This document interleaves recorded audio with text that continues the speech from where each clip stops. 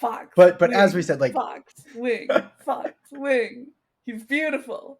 Happy New Comic Book Day, geeks, and welcome to issue 12 of the Script Heroes podcast. the show where we bring you comic news, book reviews, and industry blues. My name is Joseph Jasonowski, and I am the writer of Gender Hero, Cunning Carly, and the Cryptoverse.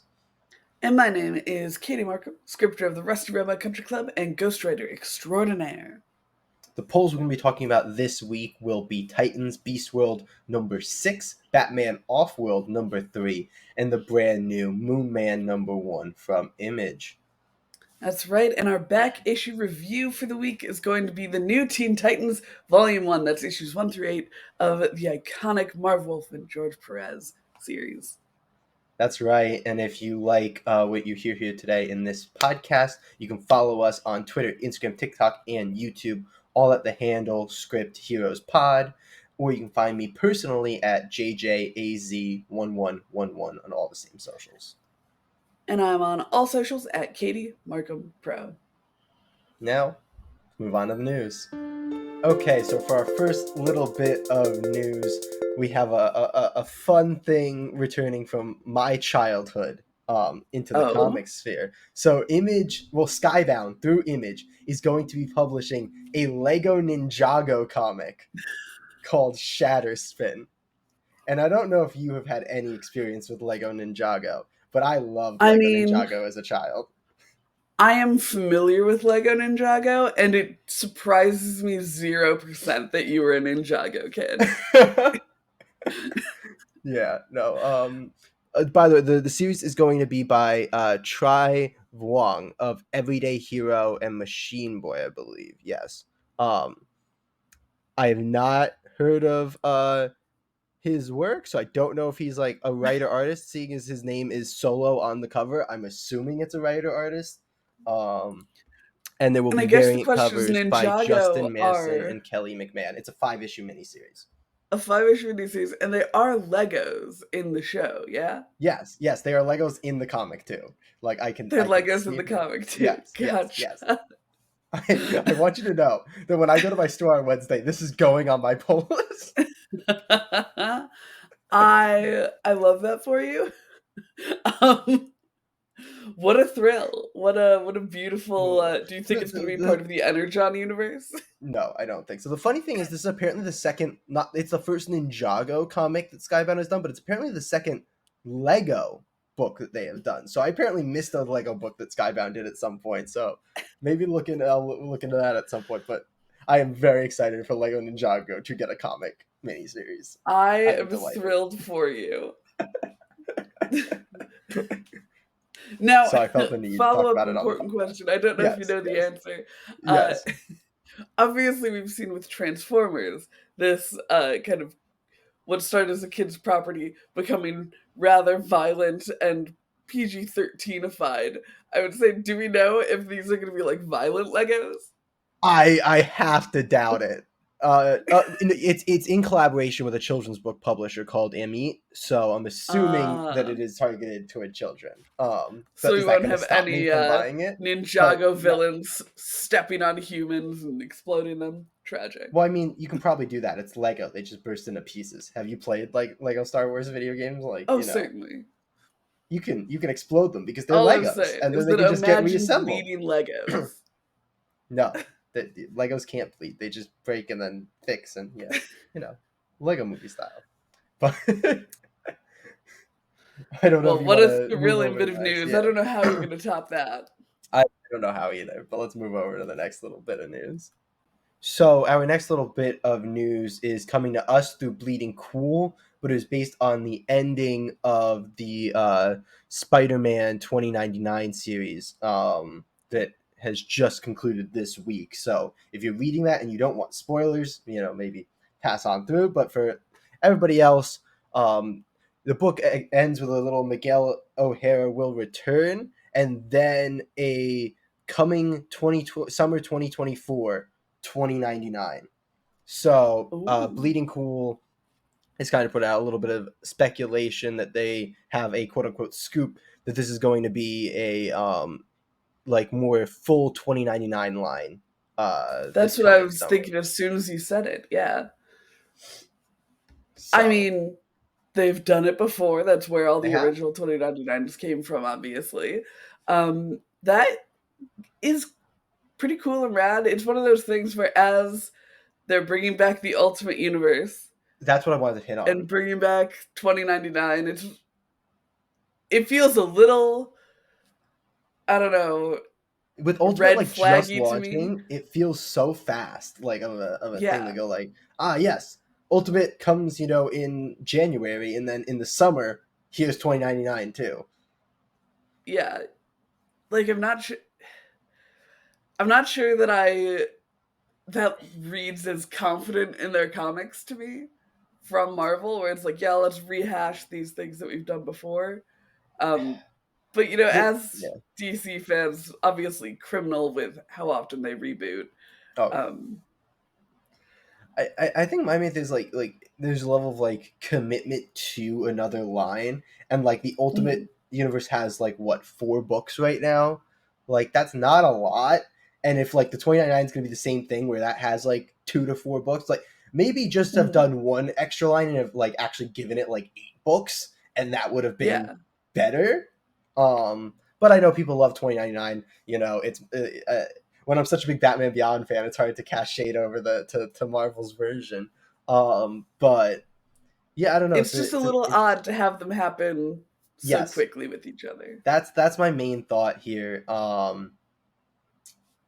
And I don't know if it's like as easy of a thing for people to jump onto compared to like the Ultimate Universe, because it Mhm, is a little bit more like, I think, contextually based around like either knowing the 2099 characters from like when they first arrived, or like knowing the what's going on with that character right now in the modern, so then you can like look at right. the future version.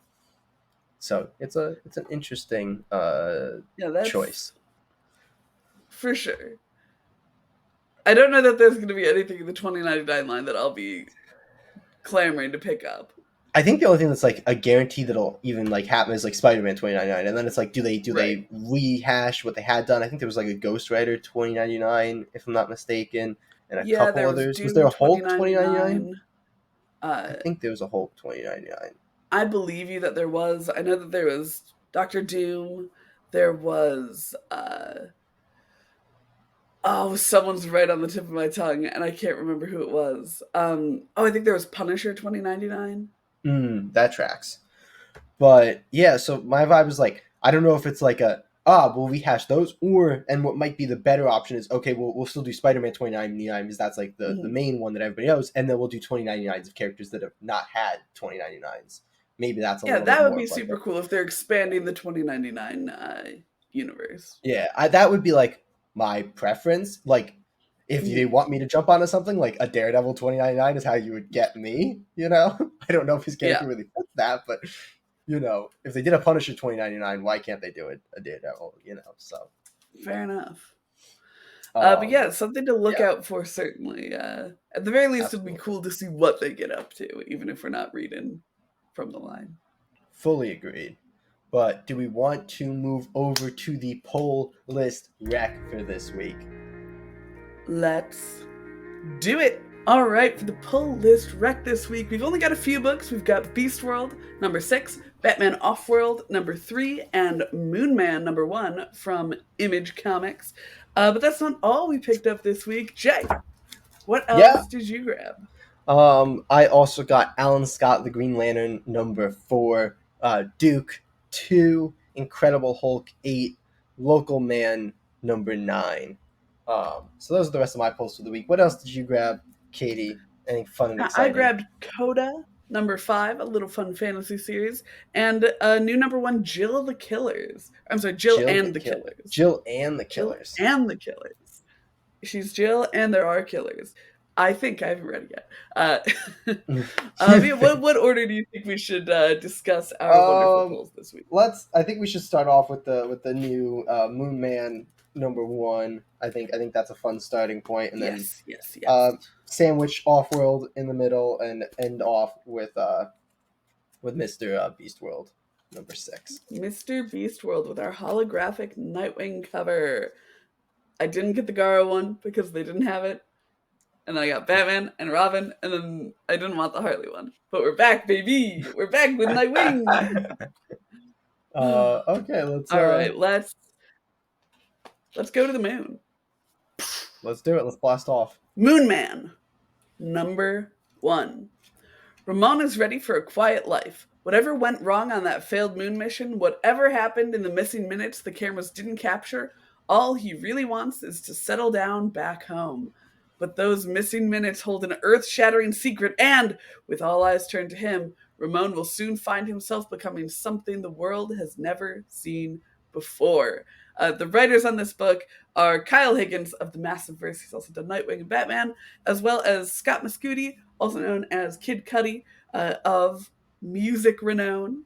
The artist here is Marco Licati, who has done Campisi, The Dragon Incident. The colorist is Igor Monti, and the letterer is Hassan Asmane Elahu. Love his work, as always. But yeah, Jay, Moonman number Yeah, 1, a new number yeah, 1 from Image here, not a part of the Massive Verse, notably. yeah, yeah. How'd you feel? Massiverse adjacent. Massive Verse adjacent um, for sure. yeah, yeah. Man, it is an interesting book. What I'll say is it's a wild book to be printed by Image. Like this feels like a Black Mask comic, you know. Like that's the vibe that I get. I think the artist is extremely talented. There's some Yes. really really cool art moments.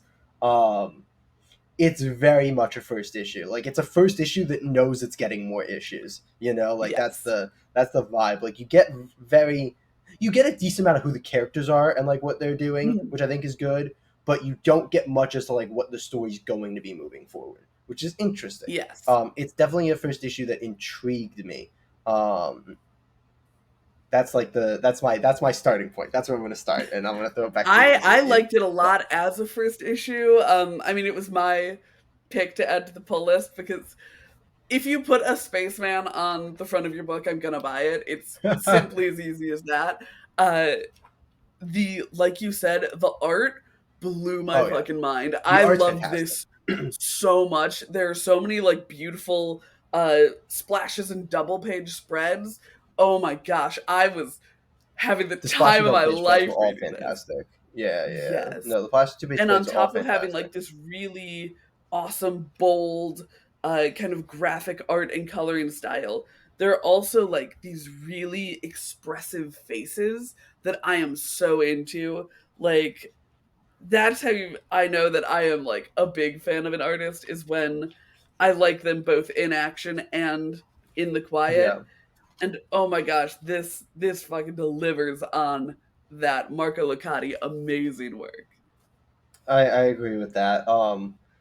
My main thing is I didn't love the dialogue through a lot of the comic. Like I thought that characters were acting very much like they were this character, you know, I guess it was like over dramatic, I guess is how I put it. Like characters were overacting essentially, which I That think is when you mentioned fair. like characters were very expressive, you don't need this over dramatic like 60s looking dialogue where it's like Mhm. you know, this dude's kind of the like rich, you know, like son of a billionaire, so he's gonna act like this kind of asshole thing. And then the Mhm. worst thing is I think brother, right? Not because I had originally thought it was his son, but I think that's his I brother, believe it's his if I'm not brother because they mistaken. mentioned Yeah, mom and dad. his conversation with his brother takes a sharp right turn, and I Hmm. just went, where did that come from? That shift in character felt very weird. I wouldn't mind if it was like an outburst and then he like calmed back down or something, went like, I'm sorry, I just, you know, whatever. But it was like this thing of they were acting perfectly normal with each other, and then suddenly he had this outburst about where he works, and then he like stormed off. Hmm. And I was like, that feels like such a weird character turn in the middle of a conversation. It was Um, a little quick. I didn't find it terribly unbelievable. Like he hadn't seen his brother in a while, and they were chilling, having like a normal conversation, and then it got a little deeper as they talked about uh, what uh, what Ramon had been through, and Micah kind of blows up about this corporation that Ramon works for. Um, so I didn't find it as like it was certainly abrupt, but I don't think yeah, it was like we never saw Micah being chill about Janice, the corporation.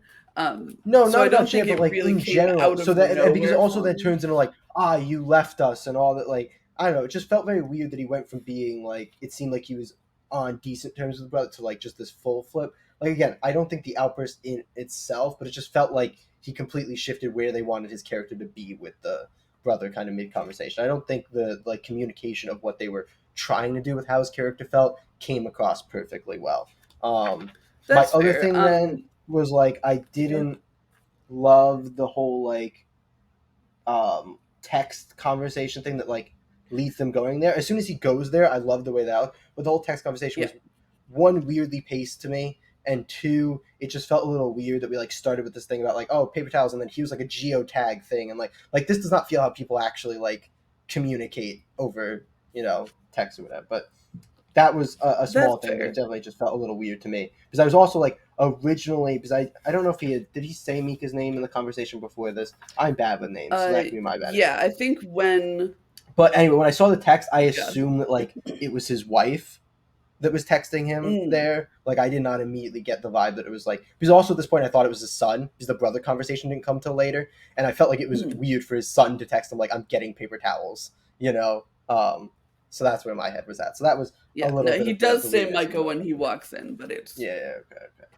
Um, yeah, I really liked the brothers dynamic. I'm excited to see that be kind of a cornerstone for us. I am curious because my kind of sticking point on it wasn't the initial heel turn, it was the reverse turn when they come back from the protest and they have this conversation after. That felt like he both occupied the space of really excited about what is revealed to be Ramon having some sort of power, yeah, while also being like kind of an Uncle Ben esque figure of like trying to inspire him to do good. yeah. Um, so that's where I was a little Yeah, that stickier on that it, but that, I that am definitely really resulted in. excited, yeah, to Yeah, keep it's like I going said. with I this think person. that the reason that like all these turns feel weird is just because they're so turned up to 11 with every emotion. So it doesn't feel like they're going from kind of okay but a little bit of anger to like a little bit more angry back to like a little bit more normal. No, it's like 10 out of 10 angry, 10 out of 10 excited, 10 out of 10. Like I'm not like all of the emotions and personalities are turned up to 11, which just makes the turns and stuff feel very jarring. But I am still very excited for where this goes. I think the art does so much work in this, and I really like Mhm. the design and everything of like the way that his powers work, his like flashes to the what he saw in space. Yeah. The idea of what happened to him in space is very exciting. So yeah, there's a lot of good here, but for me it's held down a little bit by I never really get behind the dialogue coming from the characters, which is an important part of comic books. For sure. But do we want to jump into ratings? Yes, yes. I gave this a 7 out of 10. That's my standard. Like this is a good book, and I think that this fits the bill. This is, I think, a little bit of the art is doing a hard carry here for me because it's just a Mhm. gorgeous book to look at.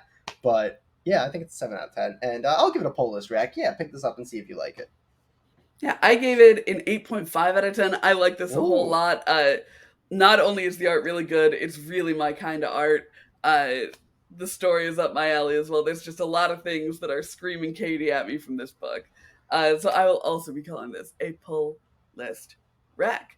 so it's But an moving official from pull list Moon rack. Man to another off world book, even though it's technically on world, but it's called Moon Man.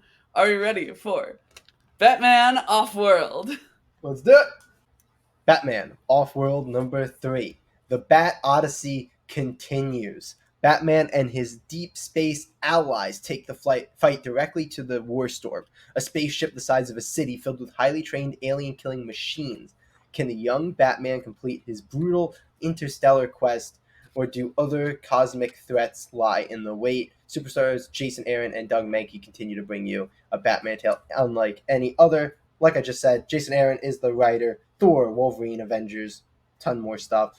Penciler is Doug Mankey, Green Lantern, JLA, Superman. Inker is Jamie Mendoza, Detective Comics, Superman, X-Men. Colorist is David Barron, and the letterer is Troy Pettery. We have been loving Off-World through the first two issues that we talked about. Where did issue 3 kind of fit in that for you, Katie? It's below the other two because I like the other two Yes, so I so much, agree. but it's still good and fun. It's Yeah, still yeah, Batman beating the shit out of aliens, and really, yeah. in this issue, he gets a dog. So you know, I mean, like, who how am I metal? to Like, I just this disparage? book is like just the definition of metal. How metal is that Right? shot of Batman right there?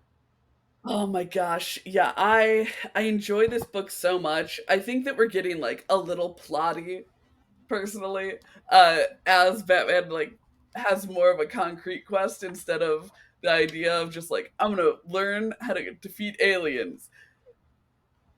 So like I wish there was more just alien ass kicking instead of like oh gee, now I have a moral quandary in space. But I still like it a lot, to be clear. Yeah, yeah. How are you It's feeling? it's interesting because I don't know if I really agree that it's getting like more plotty because I don't know if it fully knows what it's doing plot wise. Like it's interesting. Like it still feels like it's just excuse for Batman to punch alien. Like the end or there's a part in the plot that feels like it's just not to get too spoilery is just to extend it so that they can go Oh yeah. and do more Oh yeah. Batman punching aliens. The romance with I I oh, Ione! Ione. I don't know why I want to say IOD. Ione. Is just it's a little out of nowhere, and I knew it was I coming like because how of it's like covers handled. and solicitations, Mhm. but I felt like it was a little bit out of nowhere. I But think it it was is just handled a fun super, book. super well. Like Yeah, Bruce being unable to actually communicate with his partners is frankly a hallmark of the man. So like they share a kiss. She's like, let's not fight a city that is a spaceship. And Bruce is like, no, I gotta keep working on my gear. I have no time for you and your kisses. And then when he tries to express his feelings to her later, she just fucking decks him, and it's amazing. I loved that so much. I think it's super well done because it's so brief and inconsequential. that's fair, but like it's just the fact of like I don't hate the way this handled. Like once like I'm just like I don't really see the vibe of like oh they have feelings for each other, so this is gonna like happen. It's a little bit whatever. Certainly, But certainly. yeah, it's a fun issue. I mean, Batman gets like a metal wolf companion, so And he builds a that's fun. space cape. Yeah, Like he literally calls it his space cape, and that sent yeah. me. He has like Yeah, it's a good lightning fun time. uh, batarangs. Yeah, it's fun. There's not much else to say about it. Yeah, are we ready to jump into ratings on it then? Yeah, let's do it. Katie, what you gave it? I sat it at a 6.5. I probably could have been persuaded Wow. into a 7. Okay. I know that that sounds a little low. I think it's because the excitement I had for the first two issues really pumped them up because I'm like, this is like really cool. Yeah. And like it's still really cool, but it's not really building on the really cool that we saw from the previous two issues. Uh I'll give it a 7, why not? I was between the two. Okay. I gave it 6.75 an if you will. yeah, yeah. Oh, and is it a Polis rack from you? I don't think issue 3 is. I don't think that it's hard to jump on here. But I would say it's a Batman book I'm sure your comic shop has, so I'm just grab issue 1. Yeah, yeah, that's fair. That's fair. I give it an 8 out of 10. I think it's a really fun time. It's very enjoyable. I have my slight hangups about like things that kind of happen with the overarching story, but I still think it works really well. And it's a really fun Batman being Bat God type book. Oh, So I think it's enjoyable. Again, I think it's very easy to jump on here. There's a lot of like captions that kind of give you the vibe of what's going yeah. on. Um, and the captions are fairly well done. There's moments in which they're a little bit heavy-handed, but they're fairly well done. So yeah, I'll give this a Polis rec too. Well, rock and roll. Yeah. So do we want to move on over to our last book of the week, which is going to be Beast World? Beast, world, beast, world, beast, world, beast, world. Yeah, I'm ready. Beast World number 6. The DC Universe must evolve or die in the Beast World finale. Dr. Hate revealed. As Raven makes her final stand against the chaotic evil sorcerer, the Titans race against time to cure the world of the epidemic caused by Beast Boy. How far will the team go? How much will the friends sacrifice? Watch as the DCU is forced to evolve or die in this shocking conclusion. The writer here is Tom Taylor of Nightwing, Injustice, and of course, Beast World. The artist is Lucas Mayer, who did Titans United Blood Pact, Ninja Gaiden, and Grim Fairy Tales. Pencils come from Ivan Reis, Green Lantern, Justice League, Superman, bunch of cool stuff that we've read, as well as Eduardo Pencia, who did Green Lantern, Suicide Squad, and Batwing. Inkers here are Danny Miki and Julio Ferreira. Colorists are Brad Anderson and Romulo Ferrado Jr., and the letterer is our friend Wes Abbott. Before we jump into it, I must point out, they got me again. I didn't get the Garo the holographic holographic covers cover. are the best part of Beast World. They really are. Like, look at this boy. Fox. But wing, as we said, like Fox, wing, Fox, wing. He's beautiful. He's that beautiful. man was beasted with the express intent to make that cover, and that was the only reason. Accurate. Correct. But yeah, this is the finale of Beast World. It's been tormenting us for like a couple of months now. Tormenting's a little aggressive for a couple of months, but not to unbury the lead, but I feel tormented. But evidently. But yeah, how'd you feel about the finale of Beast World here? There are obviously a few big spoilers that we won't touch on, but yeah, it's an interesting thing because I like didn't innately hate it as like it stands as its own thing. I feel like I said the same thing with the last Titans issue where I was like, if the event was better, this would be better, you know. There's some cool stuff. Another great Bruce and Dick scene where Bruce does not call Dick his son for like the first time in a Tom Taylor interaction ever. But they do have to establish that they're family. So they do have their little heartfelt moment. Yeah, but that was well done. And there's some nice kind of action in these sequences. There's a Starfire headbutt that looks really, really good. Yeah. And yeah, there's one of my things that just I feel like I need to establish is that the Wonder Girl Iron Man armor was weird. I don't know how you felt about that. I did not love the Wonder Girl Iron Man armor. Yeah, I also didn't really like it conceptually because theoretically it has a mask so that she can't get beasted, and it's also made of materials that'll make it so that she can take on Kryptonians and Tamaranians. And then we have like one shot of her restraining Power Girl, and that's it. Yeah, like, I mean that was a cool shot. Didn't love the design, but a cool shot. Exactly. Yeah, we got like a big reveal for this armor, and then it just was nothing after that. Yeah. It also left me with the question of, like you said, like, oh, it has a mask, so they can't be. I'm like, why is everyone not wearing a mask? Like, that really hit me once I hadn't questioned that until the Iron Man armor came out, and I was like, wait a minute, why are we not just covering the mouth? Right? They mentioned that it's breathable metal, which I suppose is our light justification of like, oh yeah, her entire body is encased, but she could breathe, so it's good. But yeah, I didn't love that. I also, without, in a completely spoiler-free manner, I was not a fan of any part of the ending, really. I think that I didn't hate the initial ending like a ton. The epilogue was kind of rough. And the main thing I'll say about that is I hated every single line of Dr. Hate's dialogue. Or we can do spoilers for last issue, right? So I'm gonna unbear the lead there. It's coming. Watch out. Evil Raven did not like the dialogue for Evil Raven at all. No. Like, it felt so heavy-handed. Like, Raven, you know, are gonna fail, and everybody you love, and oh my god, Mhm. there's a realization that comes in that about Beast Boy, and the way that it's Yeah. delivered is just so rough.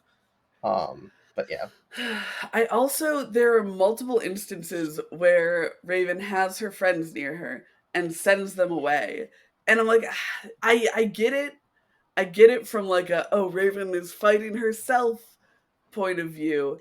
But like, you're on a team, you have friends, like, accept the help, you know? yeah, no, full agree. It's a little weird because like she's in the way, then it's like no, she said she doesn't want any help, and then Starfire's like, well, we're not letting her do that. So then Starfire shows up, but then Starfire still some point once they get past a certain point, it's like, yeah, no, you can send me away too, and it's like, Yeah. why do we do that whole? And like the We just thing had the is, same thing happen. yeah, I like that so much as a Starfire moment where it's like everybody else is trying to take care of the Beast World thing, and Starfire is like, no, I'm going to help my friend. And I'm like, that feels so in character, that feels so like motivated. And then she gets to do a bit of cool action and then is sent away again. I'm like, come on, this is Yeah, lame. Like, let I the did like Titans that be action there. the With Titans. both Starfire and Flash, I thought that Mhm. that was like the highlight of the ending. Um, Yes. I am I also annoyed that really once enjoyed again there's a bit of Cyborg got an nothing until Easter the egg. epilogue, and Sorry, then what in was the that? epilogue I was just like, I don't care. Like Cyborg got nothing until the epilogue, and then they're like, remember Cyborg exists, and then I was like, yeah, but none of this is. Eh. It was yet again all of Cyborg stuff is off camera because he made the Donna armor and like he presented the Yeah, Donna armor. And it's like, yeah, okay, but why do we get nothing from this amazing marvel of a man? Give unfortunate. us more Cyborg. The I feel like Titans and Beast World have both really sh- struggled with juggling the cast that they have, and like not Yes. even like the extended cast that Beast World brought in, which has just made it even worse. But even just the Hmm. initial Titans has struggled Yeah. to juggle that like what 7-person cast that they have, whatever it is, Hmm. 8 maybe. It's not that huge that I feel like it can't be juggled a little bit better. I get Beast World; it Yeah. became enormous. Hmm. But like yeah, I don't know. But Beast like, you World would is still a little think that weird with your its cast team structure. at the heart of the event would have more going on for them. Yeah, And one more thing I want to touch on is yeah, just go for it. one last time. Oh my god, the beasts are not a threat at all. Like, No, never were, we get, never will be. no, it was, I mean, confirmed never will be now because the event is over. We get a big cleanup effort from like all the heroes to try to unbeast everyone by coaxing the things out of them. And there's just never a moment of fear when it comes to the beasts. I need to touch the. I hate that the solution turns out to be the thing that Dick like initially had the idea of, and something that they could have done literally in issue 1. But it's just like, Yes. no, it's too risky. Like the entire event, this issue was basically saying like everything between issue 1 and now was pointless. We've just run out of Mhm. options, and we're gonna go back to like option 1. It's like you could I'm have not done gonna this lie. immediately. I am not positive that the event would suffer from having been 3 books, just 1, 4, or 1, 5, and 6. Like, I literally Yeah, don't think we need any of that middle bit. no, I fully agree. I actually think it would have been stronger like that. But Agreed. anyway, we've been really rambling about this book, so That's all right. why We don't we only have hit it, 3 polls Steve? for the week. Yeah, yeah, Yeah. How yeah, did you feel about the finale of Beast World? yeah. It's tough to rate because like I hate it a lot more as a conclusion, as like as the like I want to rate the whole event in my head, but I'm trying to stick to this issue, which I didn't think was like Hmm. offensively bad. It had some cool moments. The art is very solid. I gave this a 6.5 out of 10, and I'm gonna stay there. I'm not gonna let myself knock it down for the entire event. Yeah, I also gave it a 6.5, uh, which is certainly tainted by the rest of the event. But you can't get around that when you're part of an event and when you're number 6 in the series. Yeah. I'm not giving it a I pull would list not check. call it a Obviously, you pull should list not check. read the last issue of this event. Hmm. Don't do that. That'd be But weird. honestly, Why would if you you do were to that? read an issue of the event, maybe go with this one. Uh, Read one of the Mostly world. kidding. Read one of the Issue one tours. I liked. Um, Yeah, yeah. But are we But ready to get to the back issue review? for today's back issue review, we're going to be talking about New Teen Titans Volume 1. That's going to be DC Comics Presents 26, and then the New Teen Titans 1 through 8.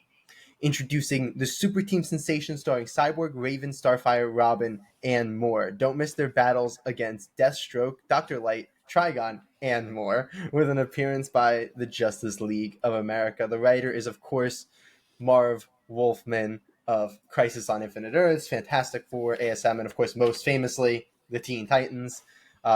We have a couple artists on this series. The main artist is, of course, George Perez, also Crisis on Infinite Earths, a very famous Wonder Woman run, some work on Fantastic Four, and again, also most famously, Teen Titans. There's a fill-in artist for one issue. I think it's issue 5, which is Kurt Swan of Action Comics, Superman, Batman, and Detective Comics. The inkers change pretty steadily throughout this series. That's Dick Giordano, Romeo Tonghall, Frank Chiamonte, and Pablo Marcos. Colors, we have Adrian Roy, Jerry Sharp, and John Drake. Letters are Ben Oda and John Costanza. Now that we got that large creative team out of the way, let's turn back the clock to the beginning of the modern Teen Titans. Not that modern anymore, but Katie, how'd you feel about the first volume of New Teen Titans, and how much of this have you read before? I've read the entire thing before. Okay. Because it's what, like 48 books, I want to say? Yeah. Something like that. Something like that. Before it becomes Tales at some point. Yeah, I might be including that in my number. Because I do But when think I it becomes first Tales started before getting 44. into, yeah, it becomes Tales before number 44 for sure. Yes. That's why I Tales have of the that in my Teen head as the Titans. reference point. And then there was like that's super fair. Tales I feel like of it was Then there was like Tales of the Titans, which I think was like the second volume. Because that's Tales of the Teen Titans, and then I think the second volume is Tales of the Titans. Very confusing and weird the way that they did. But very, anyway. very. But when I started on my Nightwing journey, I guess, I was like, obviously, I'll read where it all started. Yeah. And so I have read this before, but that was like 10 years ago. Like 8 years ago, whatever. Yeah. So I've read bits and pieces, but I never like read them in order. You know, it was like, let me read number 1. Let me read Present. Let me read 44. Let me read, 2 for the first appearance of Death. Like I would read issues that were, significant for whatever reason, and like just that issue. So that's right. I mean, a lot of comics back then were very like drop-inable, and this is very much like that for the most part, with a couple like 2-parters in there. With the I think the Trigon have arc a 3-parter with couple. Trigon. Yeah, I think the Trigon arc is the 3-parter. That sounds right. I think it's 5, 6, and 7. That sounds correct. Yeah. But yeah, I mean, it's part of the reason that I love Dick Grayson.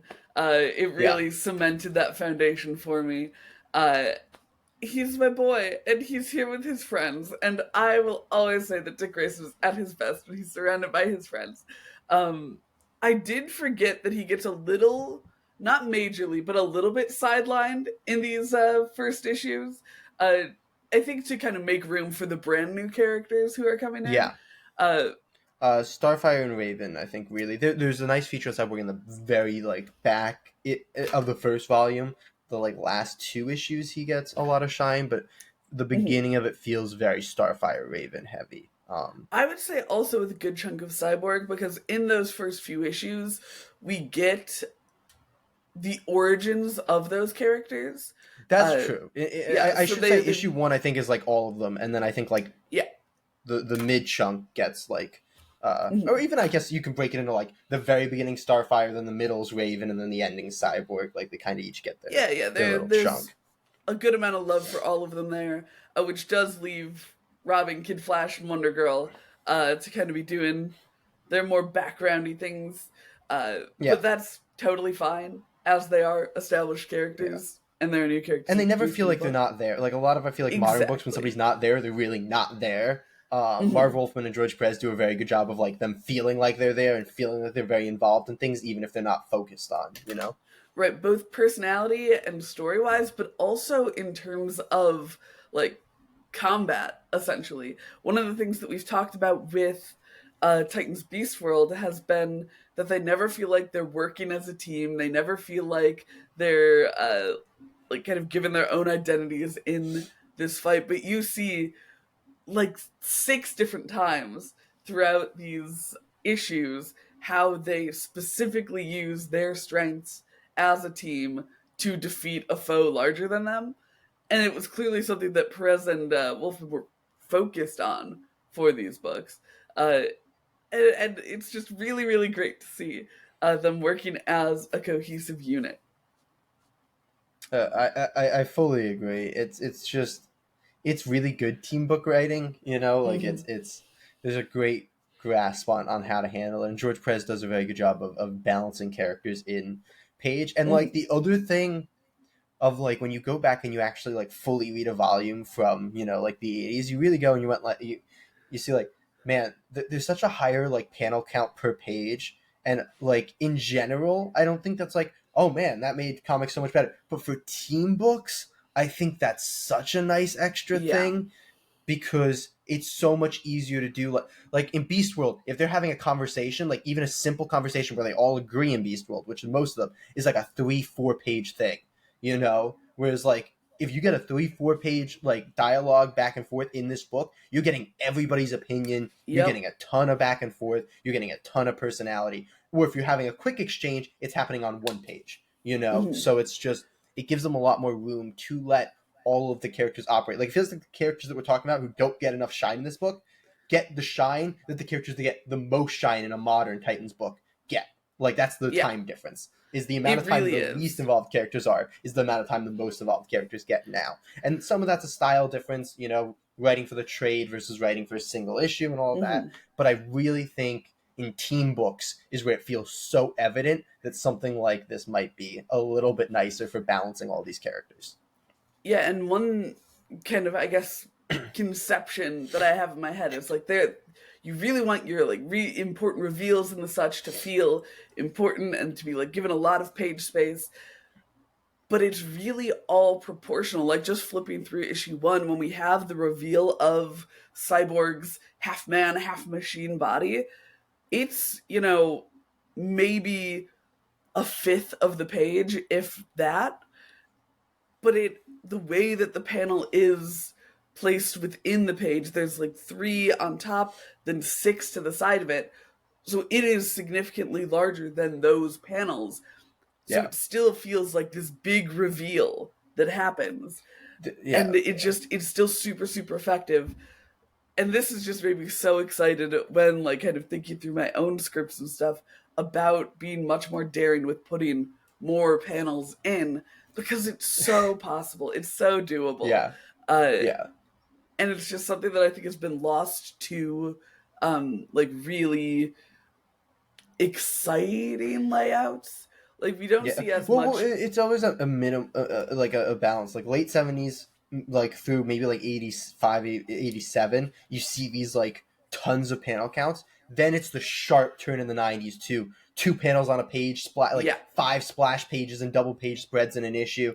And then in the 2000s, we kind of start building to this like 4 to 6 panel page, like middle Yes. ground. Yeah. So it's just, it shifts, back and forth, I think, through the era. So really, I do think it's a good point to be like, do what you want to do for your book. Don't be too Oh yeah. beholden to, whatever it. Exactly what the current trend Yeah. is. But that being said, there are some gorgeous 2 page, but also like half 2 page splashes. Yeah. Like when Starfire's escaping Yeah. her ship, there's this massive panel that feels so big.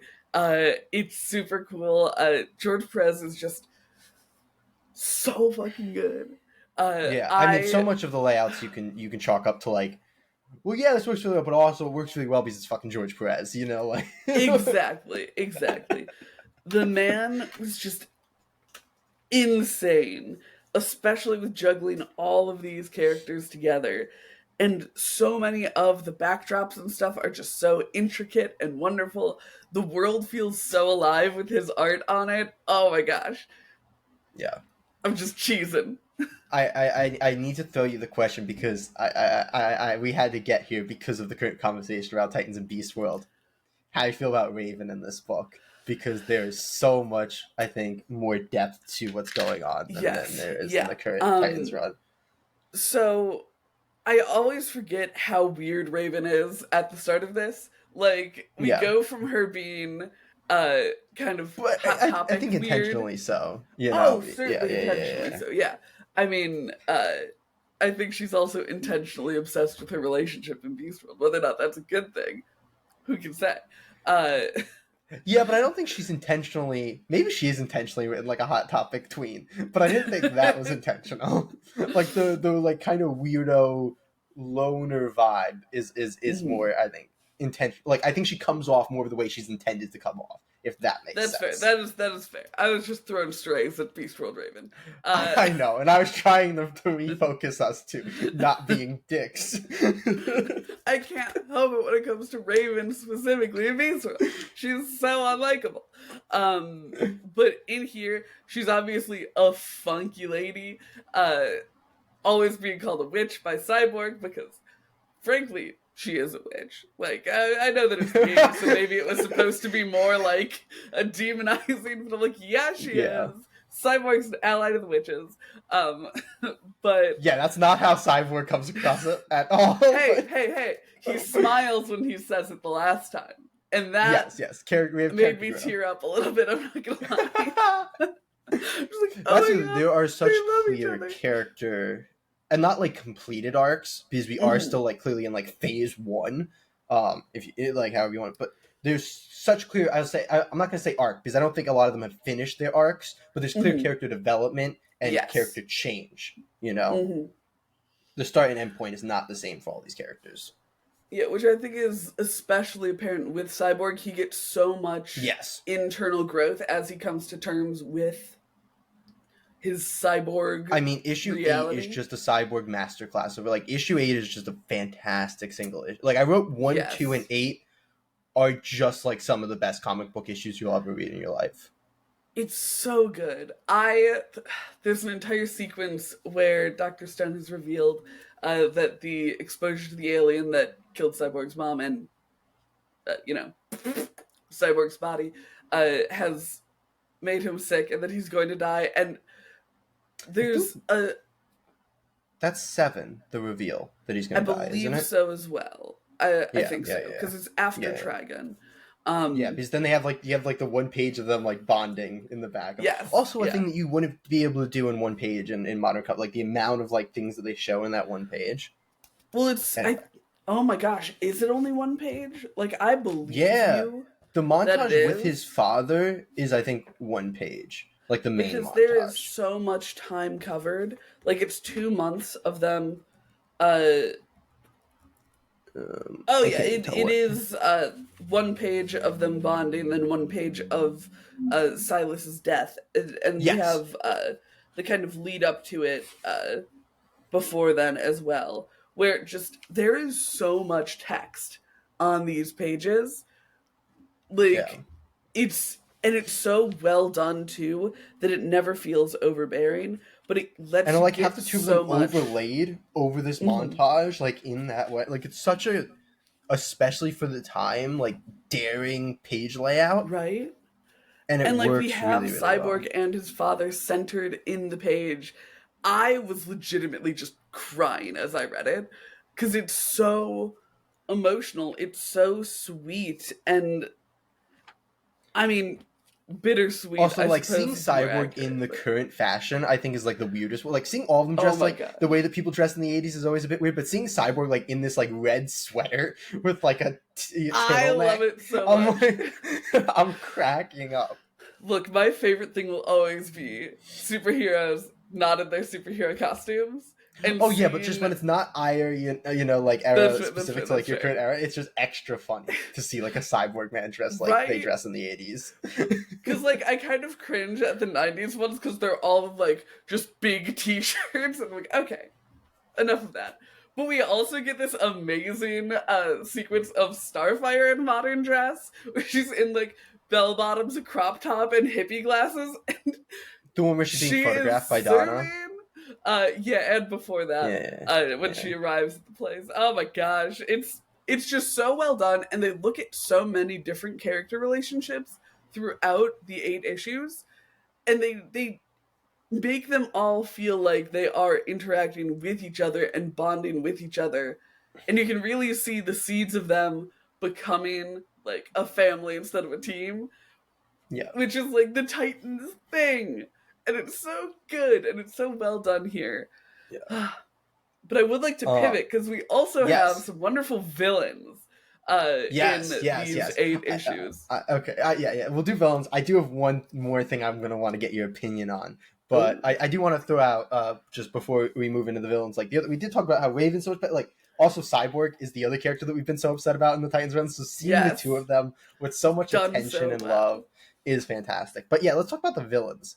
Um, I mean, obviously, we have Trigon. We have Trigon is Deathstroke. the main one. Like if you're taking the Yes. main villain of this volume, it's Trigon. So I Yeah, feel he is the like reason that Raven starting has with brought them Trigon together.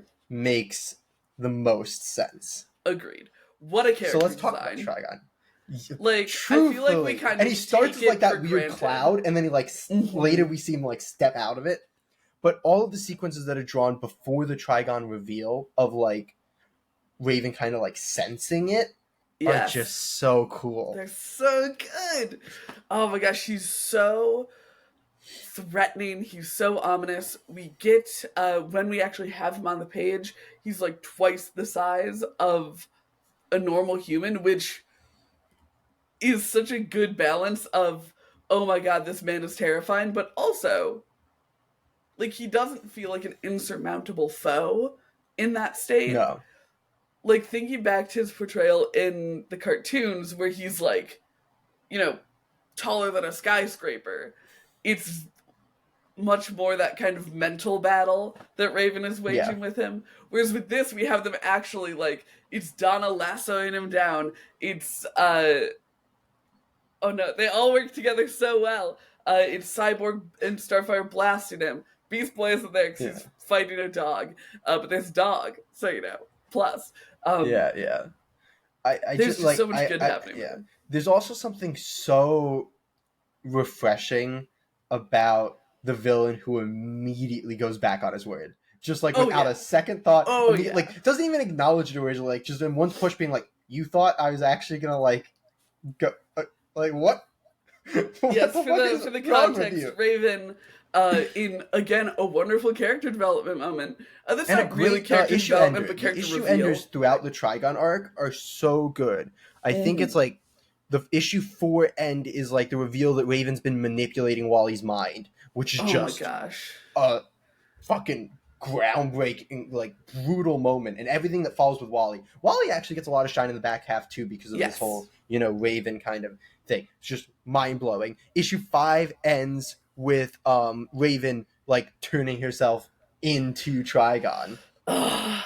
and then issue 6 ends with them like defeating Trigon, which Mm-hmm. is great. And then issue 7 ends with the like Silas dying Yep. montage. Like the issue enders throughout the back half of this volume are So just good. god tier. And I mean, to be fair, I think issue 1 also ends with like the Grant going to his father or like Yes. something like Yeah. that. So Or like he or goes to going to Hive. Hive. Yeah. So like also great issue ender. Like just it's always like a mostly standalone issue except for the two-parters, but still like a little hint at what's Oh to yeah. come, Of what's which is very coming. nice. Yeah. It's so nice. Yeah, Trigon is so cool. Because Raven, she reveals that she is willing to, after abandoning them for every single other fight. She reveals that she's willing to sacrifice herself to save Earth's dimension, which is like a really great And by moment for sacrifice Dick and herself, it's like Raven. go with her father to rule and like oppress his dimension, which she's okay Yes, with if he leaves Earth alone. That's yeah, the trade-off. and she goes with him, and he just very flippantly is like, "Oh yeah, this is what Earth is gonna be like." And she's like, "What do you mean? We made an agreement. I would come with you, and you would leave Earth alone." And the man just he doesn't even like look at her, and he goes, "You thought I was serious about that? No, I lied to get you here."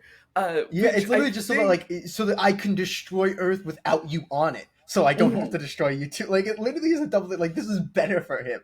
Like Yeah, it's so well done. it's so well done. And it's not hit on particularly hard, uh, but it's one of those things that's like, oh, he's, lying and manipulating people to get what he wants. Raven lied and manipulated Wally to get what she wanted. And you see after that how apologetic she is, and I don't think it's an accident that she gets duped the way that she had duped, well, not the exact way, but the way that she had Yeah, duped Wally, and then kind of has this heartfelt apology, and they come to terms with it. It's just such a well done arc. There's a reason that it's the first real one that they put in the series. It's so strong. It shows so much about all of the characters. But Trigon is just a powerhouse of a villain. yeah. Should we pivot to talking about the introduction and first appearance of Deathstroke the Terminator? Let's talk Um, about Deathstroke the and Grant slash Terminator and Ravager. Grant. Yeah, Um, the man that issue 2 is just so good it's on so every good. conceivable level. Like you understand why Deathstroke becomes such a huge villain in the DC universe because Hmm. it works so well. The setup with Grant, like having the prior, reason to dislike the Titans, and then he gets manipulated by Hive to think that he's becoming like his father, but he's actually just set up to die so that Deathstroke will Yep. take the contract that he initially turned down because they wouldn't pay him up Oh my front. gosh. Oh, it's It's so so good. good, and it's so like after this we get the kind of like templed fingers I'm evil Trigon, and seeing a different like father villain Yeah. in such a different role. Like Deathstroke doesn't even really fight the Titans. No, Like it's mainly Ravager in this it's issue. mainly Ravager, and then because Ravager has killed himself with using his powers, Deathstroke leaves. Like We they're all, like, yeah, yeah. go ahead. I just also want to say it because I just thought like I think this is the first use of the George Perez iconic carrying dead body pose because this predates Crisis, There which you is I go. think when when the iconic one of Superman Right. holding Yeah. Supergirl happened. But we have it here with Deathstroke holding Grant, and of course, this is the pose that now is used every time any character Yes. dies in the DC universe. But it's awesome to see like what I think is this comes before Crisis. I'm yeah I'm 99% sure. yeah. So to see like the holding and then the walk away is like all the other heroes just watch without doing it. Like that initial version of it, I just feel like that needs a shout out because it's become Oh, so iconic. absolutely. But yeah, so Deathstroke becomes this menacing figure without metaphorically ever drawing his swords. Like he is so terrifying because we see what Grant was able to do, and we know that Grant is just a lesser version of Deathstroke. And oh my gosh, it's it's terrifying, and I Yeah, love Deathstroke so much. and Grant like the way that he draws Grant's like wing like basically like life force like faded out of him Yes, when like he's like it depth it. zombieing. It's brutal and again just all the heroes like looking on and being like okay we're just Hmm. gonna let this happen because I yeah. mean, they. It's a point of development for Starfire as well, which is another thing about these books. I feel like every one of them has so much going on for all of the characters. Like every Yeah. action has a reaction from the characters. It's a Yes. big moment of contention for Starfire. She's like, wait a minute, we don't trust our friends and we show compassion to our enemies. What the fuck? That's not right. Um, but they do show compassion. They let Deathstroke leave with Grant's body, and it's so scary. Like knowing that he's out there, especially as Yeah. people who have a full grasp of Deathstroke's abilities, it's so terrifying to just know he's out there in the wings and that this grudge has Yeah. been made. Oh, it's It's like so I good. really do like I feel like if you really want to show us like how do you introduce a villain that you want to stick around or like a villain that you want to still be there like wait instead of that just like you know, and nowadays we have like full story arcs, so it'd be like, that 4 or 5 issue deal. But back then, like, so just an issue dealing with them, having the hero beat them the first time they ever meet, and then not kill them or let them be arrested so they can break out later and be like, okay, we'll do it all again and again on a loop. This is such a good way to be like, no, he's been introduced, the Titans got to fight, but they haven't already beaten him. So it's just such a good way. And in fact, it's not looking good for them in terms of beating him. No. So really just top tier. Talked about the Silas Victor, so I'm thinking if there's anything else that like I mean, I think just a quick shout out to wrap on our villains. The Fearsome Five doing great things. Absolute icons. It's good stuff. It's good stuff. You know. Early Simon. But it felt rude not to touch on them when talking about the absolutely. Yeah. Absolutely. And I mean, they're a lot of fun. They're a lot of fun. Like, a lot of personality. They really shouldn't feel it, but they feel so much more low stakes than Trigon or Deathstroke. Like, I know that Dr. Light and Simon are kind of working for Trigon at one point, but it just feels like more, like a bit of a breather. Like, we get to have fun watching the Titans fight them. Yeah. I want to also just give a quick shout out to the really good Bruce tension that's starting to be built. Yeah. Because this isn't like full on, we get full on break up Moody Dick later in the series where he goes like full, you know, rebellious, you know. But no, I guess that like that's like full, like this is the rebellious teen phase. And then he has his like full, you know, I hate rebellious you. Adult phase. Yeah. Like we have the right now we have the teenagers who's like, I'll leave. I'll do it, and then Dick's the one who like actually does do it. You know, it's like that. Like that's the progression here. But it's really good initial tension of Bruce just like not quite getting that everything he's saying is just turning Dick a little bit further and a little bit further, and it's so well done because it's this like one-sided tension, but you see the way that it works so well. Very good subtle writing. And because of how much Wolfman gives us interior thoughts, like we have a lot of on page like, Robin stews over this, and we have a lot of thought bubbles that are like, Bruce doesn't understand that he's treating me like a child, and it's so effective in these books. Like, I like to shit on thought bubbles, but when they're done well, they're done well, and it's such good groundwork for where everything is going. Absolutely. I want to throw one last question at you. I am ready. I want to shift to the Presents issue for a second, or the Presents story, because the way that they decided to do this while still having New Teen Titans #1 be the starting point is like a Dick flashing sequence of like going back and forth, and thus we get for one of the plot lines an amnesia plot line of Dick not knowing anybody, and we don't ever get back to that moment, you know, because it's like it's kind of like it's like in a issue one starts with like space. I'm still having these dreams and whatever.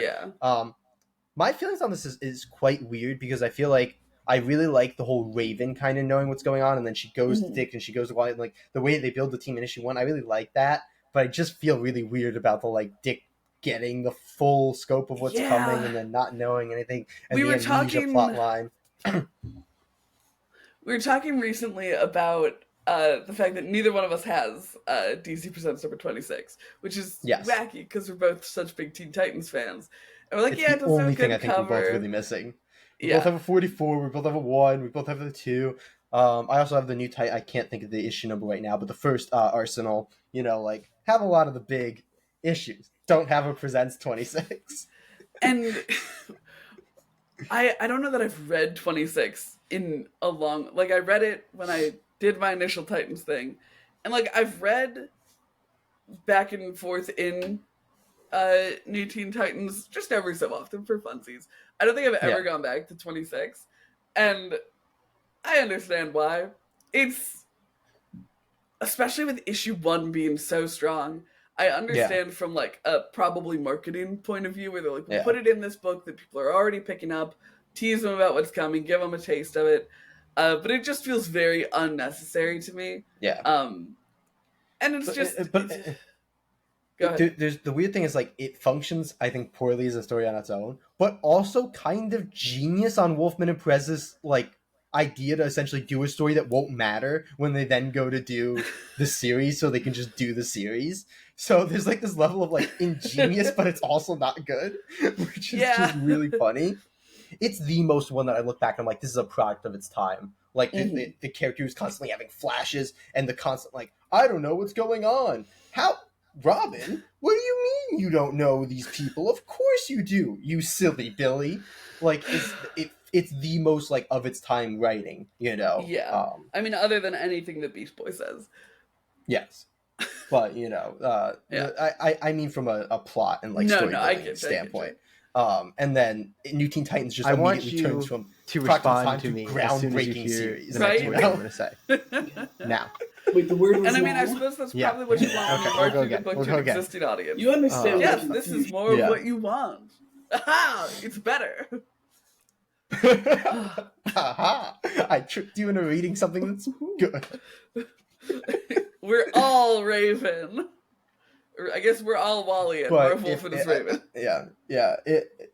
That might be, I think, a good transition. Unless if you have more notes you want to hit. I'm happy to keep talking about it. But I think if we want to transition, yeah. So that it's you for ratings, and I have to get the jeez, I hate giving ratings so much.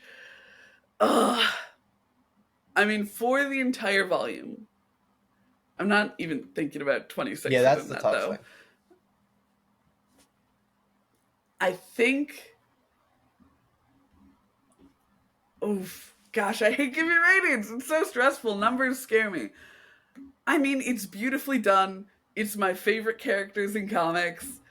It's an absolute all-star creative team. The only things that drag it down for me are the kind of very of its time chauvinism and stuff. Like, they try to call it out, but that doesn't change the fact that it's there. But it's not important to the plot or anything. You know, I'm giving it a 9.5 out of 10. Ooh, we got a high one here. Okay. I mean, did you expect me not to give it a high one? No, I didn't. And we're actually bumping things out this week as I like go through and doing my list right now. Like something is dropping off the list right now. Yeah. All right, what'd you give it? It's very good. It's tough to give the volume because there's issues in this volume that I give a 10 out of 10 to. You know, like there's issues that I said are I think some of the greatest issues ever. I am throwing the presents in there. I read the trade. It's in the trade.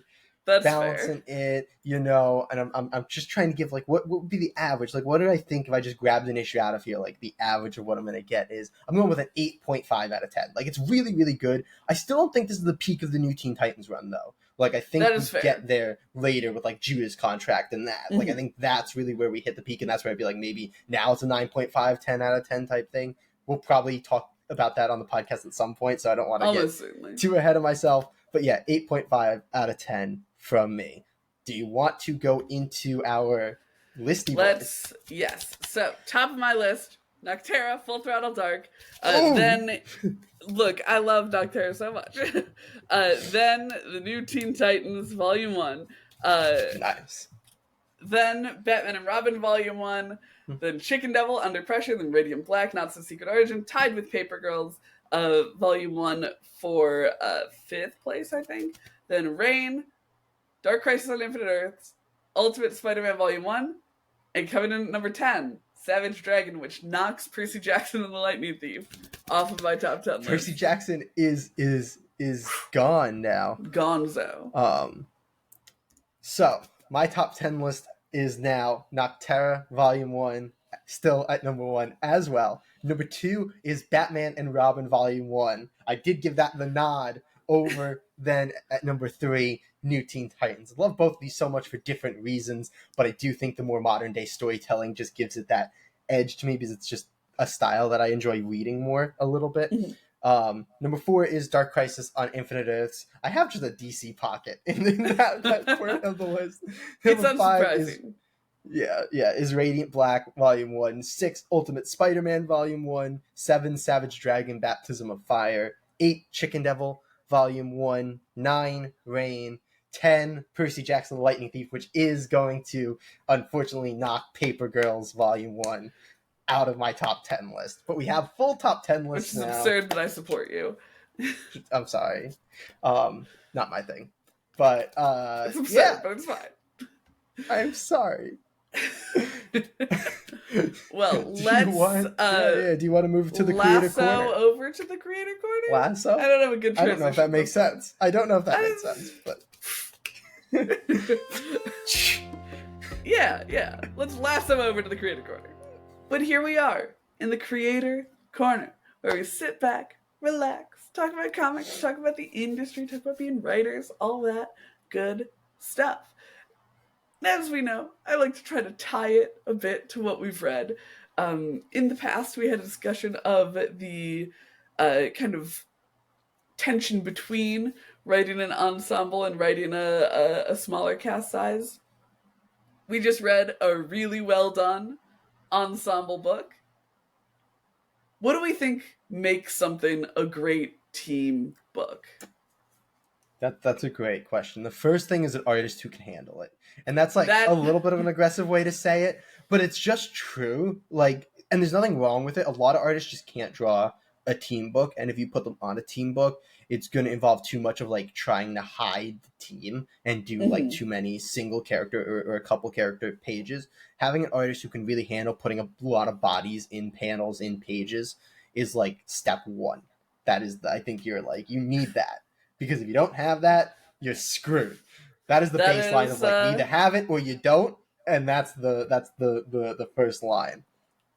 But beyond that, it really comes down, I think, to how you juggle, the characters. Like, is it your turn, my turn, your turn, my turn? This issue is for this character. This issue is for this character.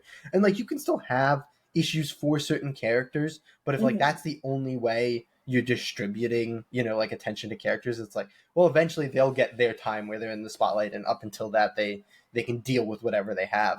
Or if it's like, okay, we're going to tell a story about this character, but we also then need to deal with their relationship with every other character so that all of those characters get something to do. It's like you talked about, like, even in the action in New Teen Titans, so much of it is, involving the team as a whole. So yeah, that's my initial idea that popped into my head. I'm interested to hear what you have to say about it. Yeah, I think my number one for it is kind of connected, but from a kind of different angle, is making sure that your characters are individuals, but that they all have relationships to each other. Like, I am the type of writer who will prepare a lot of stuff beforehand, and then whether or not all of that ends up on the page is, going to depend on the story.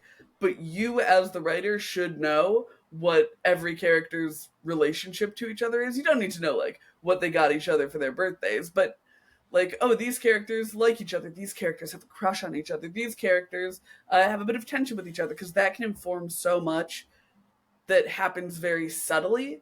And I think that can really enrich your writing for them. Because looking back at, it ties in well. Mark Waid's World's Finest Teen Titans, the antagonistic relationship between Robin and Speedy was so well done. The kind of idol worship relationship between Kid Flash and Robin, super well done.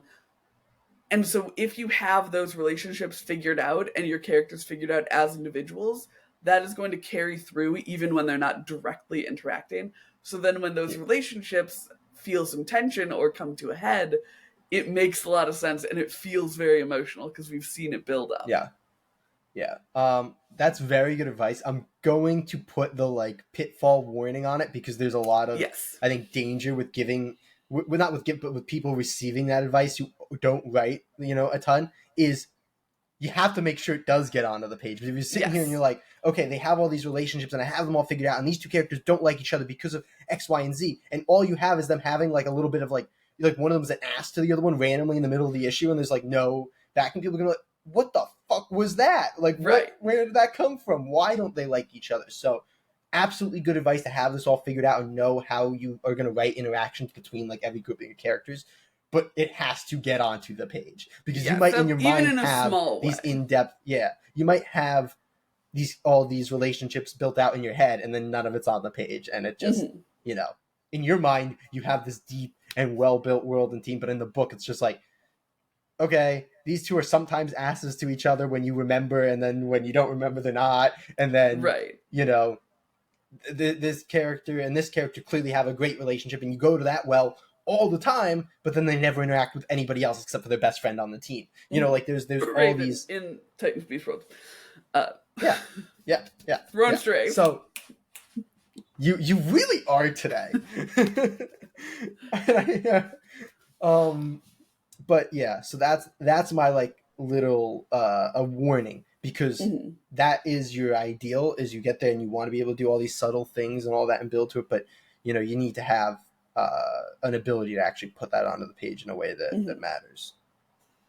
Yeah, and I think making your characters super distinct not only helps with that, because then you'll understand kind of how they'll interact with each other if they have strong enough personalities, but making them distinct both in characterization and role in the team. Like I think we've touched on Endless Winter before, where Batman literally just does nothing for the entirety of the book because there's really nothing for him to do. You can't have that. You gotta have a place for everyone on your team. And like, you can highlight more of them more than others, but everyone should have something going on.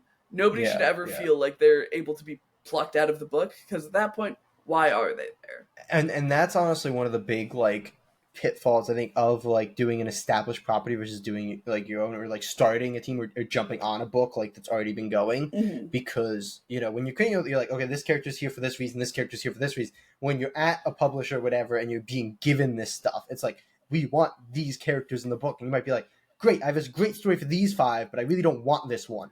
Like, can you take, no, you have to put that one in the book. Or you jump onto a book, and you would love the team if this one character wasn't on it, and like that just ends up coming across and them not really being involved in the plot.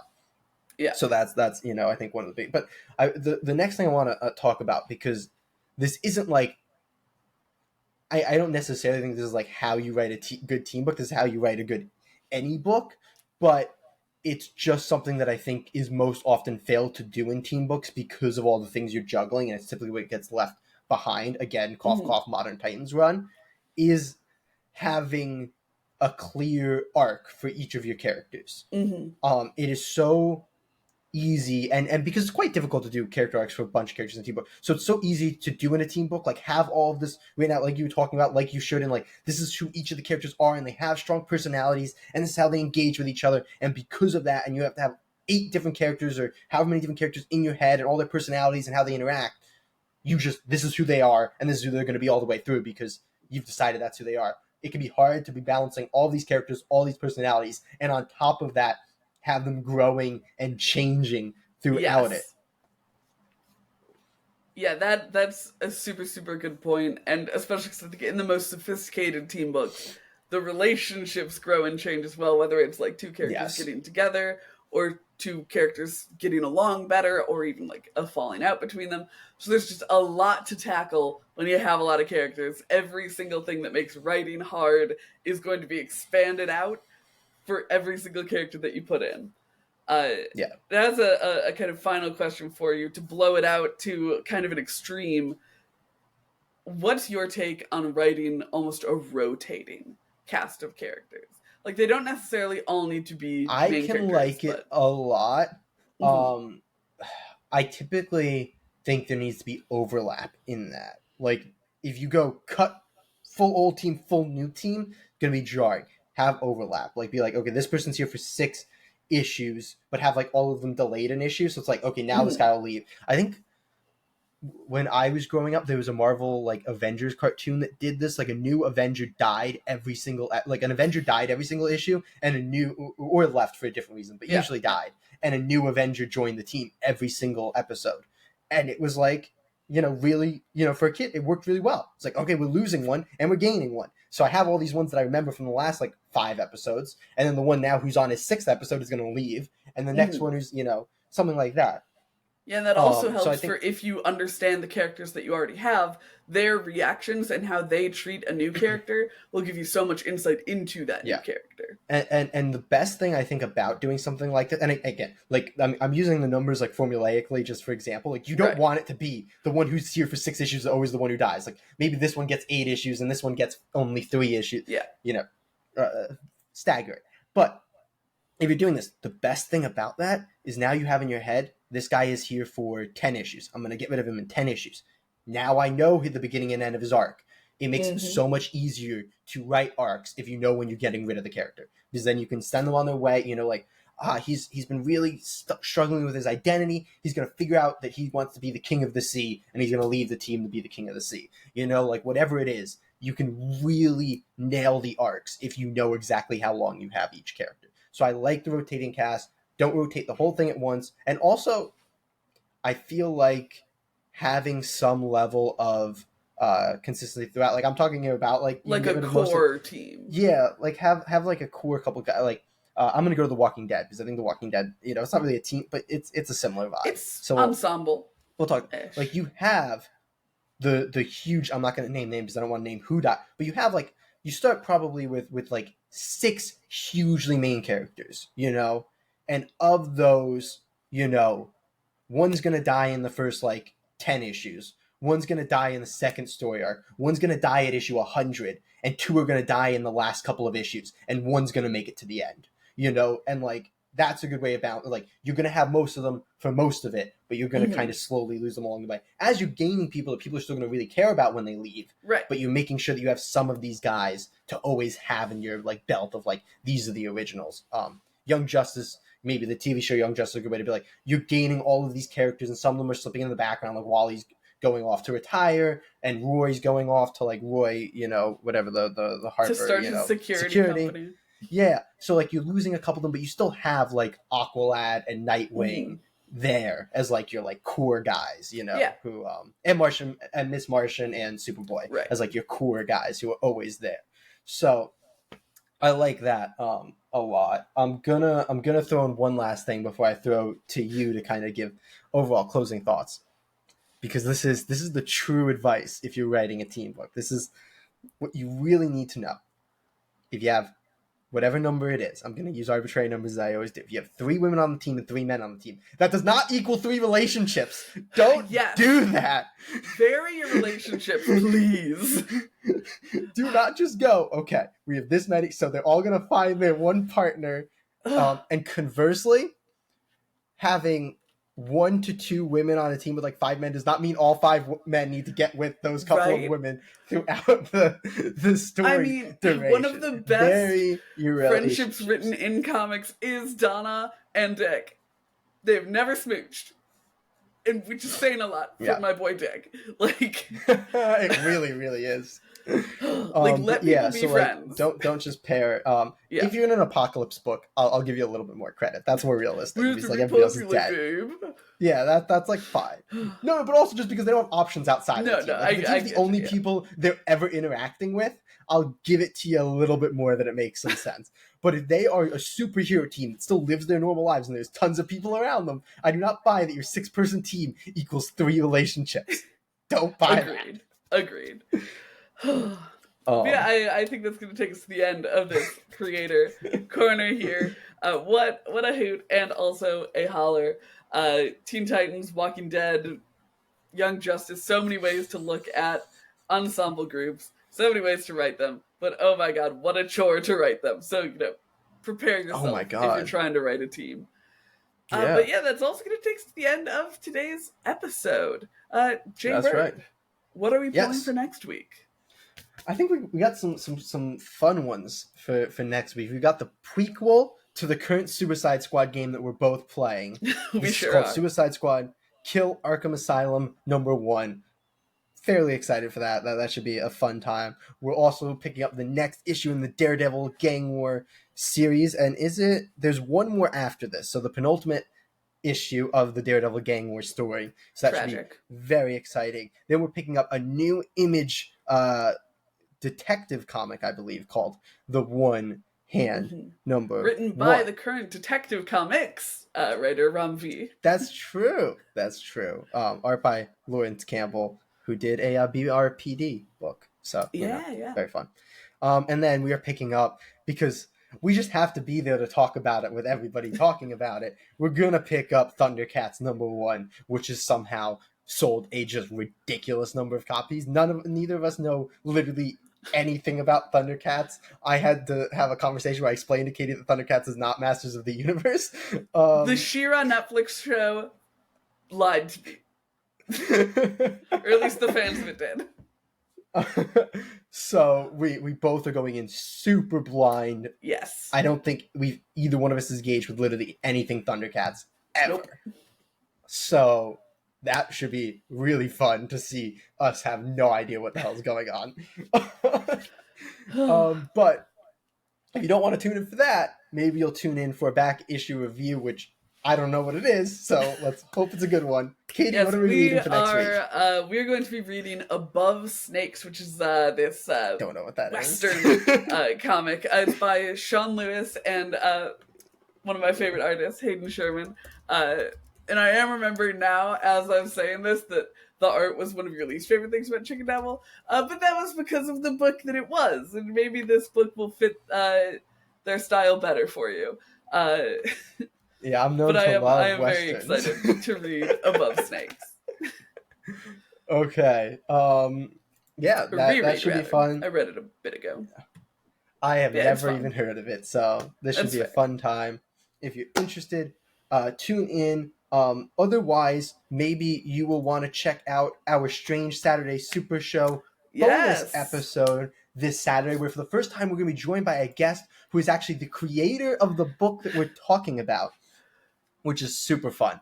We're going to be talking about Latex Avenger, and we'll be joined by Dan Price of Latex Avenger, Masters of the Obvious, and Bigfoot Knows Karate fame. Yeah. So it'll be really exciting. We had a nice long conversation with him. So really fun stuff. So tune in to that. Tune in to next week's episode. Avenger, more about the process of it coming to be. It's a really wonderful episode, especially for people who are fans of the stories behind your stories. Yeah, absolutely. But as always, please join us for future episodes. We will see you next time, Comic Geeks.